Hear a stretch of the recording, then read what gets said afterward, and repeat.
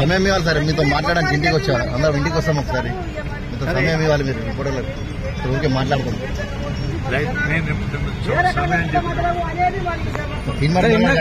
Press meet పెట్టాడు, press meet పెట్టారు.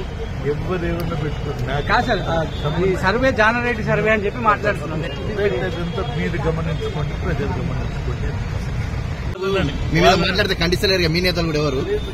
ఖండించకుండా పోతే సమర్థించాలి కదా, అది ఏందో అడిగి తెలుసుకోండి వాళ్ళనే. సమర్థిస్తలేరు, ఖండిస్తలేరు అని అందుకనే వాళ్ళని అడిగి తెలుసుకోండి. సార్ మిమ్మల్ని పదే పదే టిన్మర్మలను టార్గెట్ చేస్తున్నా, పార్టీ ఎవరు రెస్పాండ్ అవ్వట్లేదు. ఎవరు ఏమనుకున్నా కూడా ప్రజలు అర్థం చేసుకుంటారు, లేదా పాత్రదారులు ఎవరు వాళ్ళు తెలియజేస్తారు. మిమ్మల్ని ఎందుకు టార్గెట్ చేస్తా ఉన్నారు టిన్మర్మలను?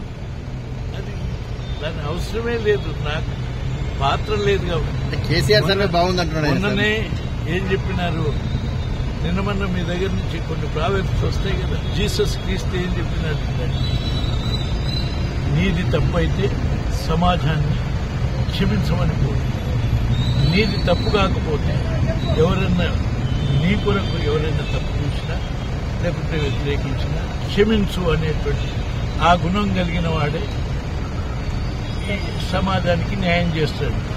అటువంటి ఆలోచన విశాల దృక్పథం కలిగి ఉండి నేను ప్రయాణం చేస్తారా? మీరు తిన్మర్మలను క్షమిస్తారా? సర్వే కంటే కేసీఆర్ సర్వే బాగుంది అంటున్నారు సార్. ఎవరిని నేను ఖండించేది లేదు, దండించేది లేదు, అనేది లేదు. సర్వే విషయం చెప్పండి సార్. వాళ్ళకు ఉన్నటువంటి అనుమానాలను, అపోహలను, అర్థాలను బట్టి ఏదన్నా అనుకుంటే నేను దాంట్లో పార్ట్ కాదు, నేను పార్టిసిపేట్. రెండు, నన్ను ఎవరన్నా తిట్టినా కూడా నేను పట్టించుకోవాలి, ప్రజలే పట్టు.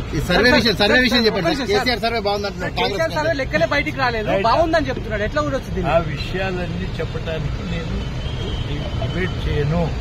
రెండోది, అసలు ఏమి జరుగుతున్నదో మీకేంది, ఇందులో ఎవరి పాత్ర ఉన్నదని మీకు అదేదో ఉంటది కదా మీడియాలో, డిటెక్టివ్ ఇన్వెస్టిగేషన్ ద్వారా తెలుసుకొని నా దగ్గరకు వచ్చి మాట్లాడితే అప్పుడు నేను మాట్లాడతాను. ఒకటి లేదు, ఒట్టిన గాలి మాట్లాడుకుంటే ఏం ఉపయోగం? అర్థమైందా లేదా?